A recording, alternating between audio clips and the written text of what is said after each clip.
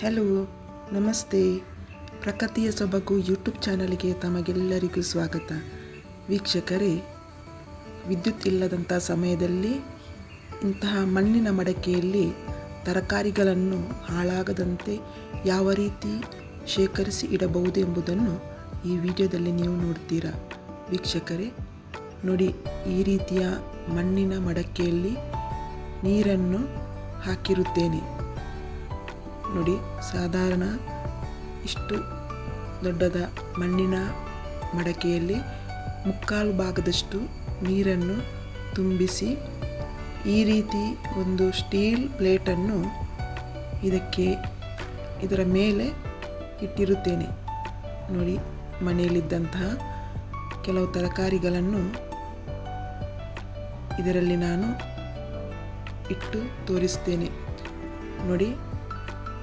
ಯಾವ ರೀತಿ ಇದನ್ನು ಇಡಬೇಕೆಂಬುದನ್ನು ಹಂತ ಹಂತವಾಗಿ ತೋರಿಸ್ತಾ ಇದ್ದೇನೆ.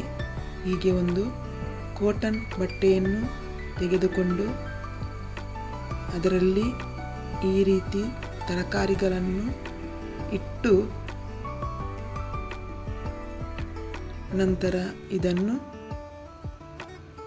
ಕಟ್ಟಬೇಕು ನೋಡಿ. ಈ ರೀತಿ ತರಕಾರಿಯನ್ನು ಜೋಡಿಸಿ ಅದನ್ನು ಗಟ್ಟಿಯಾಗಿ ಕಟ್ಟಿ ನಂತರ ಈ ಪ್ಲೇಟಿನಲ್ಲಿ ಇಡಬೇಕು. ಮಡಕೆಯ ನೀರು ಇದ್ದಂತಹ ಮಣ್ಣಿನ ಮಡಕೆಯ ಮೇಲ್ಭಾಗದಲ್ಲಿ ಪ್ಲೇಟನ್ನಿಟ್ಟು ಈ ರೀತಿ ಬಟ್ಟೆಯಲ್ಲಿ ಸುತ್ತಿದಂಥ ತರಕಾರಿಯನ್ನು ಇಟ್ಟು ಹೀಗೆ ಭದ್ರವಾಗಿ ಒಂದು ಪ್ಲಾಸ್ಟಿಕ್ ತಟ್ಟೆಯನ್ನು ಈ ರೀತಿ ಮುಚ್ಚಿಡಬೇಕು. ಈ ರೀತಿ ಮುಚ್ಚಿದರೆ ಖಂಡಿತವಾಗಿಯೂ ಸುಮಾರು ವಿದ್ಯುತ್ ಇಲ್ಲದಂಥ ಸಂದರ್ಭದಲ್ಲಿ, ಫ್ರಿಜ್ಜಲ್ಲೂ ಇಡಲು ಅವಕಾಶ ಇಲ್ಲದಂಥ ಸಂದರ್ಭದಲ್ಲಿ ಈ ರೀತಿ ಇಟ್ಟು ತರಕಾರಿಯನ್ನು ಫ್ರೆಶ್ ಆಗಿ ಉಳಿಸಿಕೊಳ್ಳಬಹುದು ನೋಡಿ. ವೀಕ್ಷಕರೇ, ಸುಮಾರು 4-5 ದಿನಗಳ ನಂತರ ನಾನು ಇದನ್ನು ಬಿಡಿಸಿ ನಿಮಗೆ ತೋರಿಸ್ತಾ ಇದ್ದೇನೆ ನೋಡಿ. ಈ ರೀತಿ ಇಟ್ಟಂತಹ ತರಕಾರಿಗಳು ನಾನು ಯಾವಾಗ ಈ ರೀತಿ ಮಡಕೆಯಲ್ಲಿ ನೀರು ಹಾಕಿ ಬಟ್ಟೆಯಲ್ಲಿ ಸುತ್ತಿಟ್ಟದ್ದು ಹೇಗಿತ್ತು ಹಾಗೆಯೇ ಈ ತರಕಾರಿಗಳು ಫ್ರೆಶ್ ಆಗಿವೆ.